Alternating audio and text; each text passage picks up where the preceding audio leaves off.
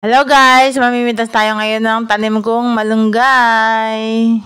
Kasi nga magluluto tayo ngayon ng ulam natin. At ayan, nire-ready na natin ang ating gagamitin. Malunggay, sardinas, bawang at sibuyas. At syempre meron pa yung pampaasim. Oh, alam niyo na kung ano lulutuin natin guys. Simulan na natin. Maglagay tayo ng mantika sa kawali. Painitin lang natin guys. At ilagay na natin ang bawang. Ang wangba. Halu-haluin natin hanggang sa mag-brown siya. At umamoy na mabango. At i-next na natin ang sibuyas. Paghaluin lang natin sila guys. At halu-haluin lang natin. Hanggang sa maging brown. Huwag natin siyang iiwan guys, halu-haluin lang natin para hindi siya masunog. At syempre, ilalagay na natin ang sardinas.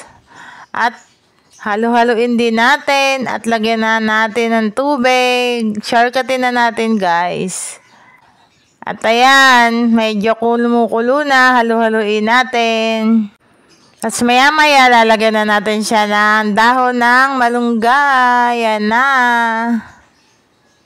Hintayin lang natin siyang kumulo.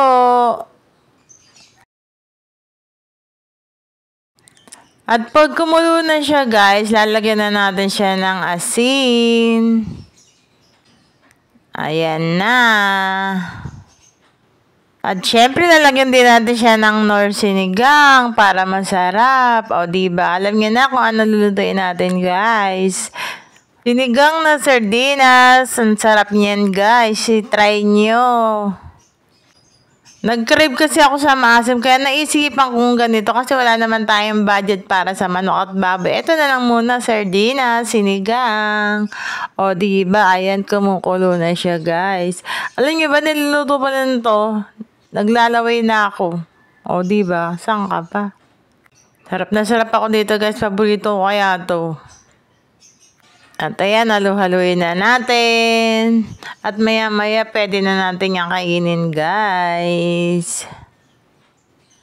Na-try nyo na ba yung ganitong luto ng ulam, guys? Pang low budget lang to, guys. Kaya i-try nyo na kung wala tayong budget. Ito muna ang try natin. At ayan, luto na guys. O, diba? Ang ganda ng plating natin. Pang mayaman. At ayan, kain na tayo guys. Tikman na natin ang akin niluto. O, diba? Takaw na takaw ako dyan, o. Sarap na sarap ako sa kinakain ko guys. Kaya ayan, i-try nyo na ang bago nating recipe na sinigang sa sardinas. Thank you!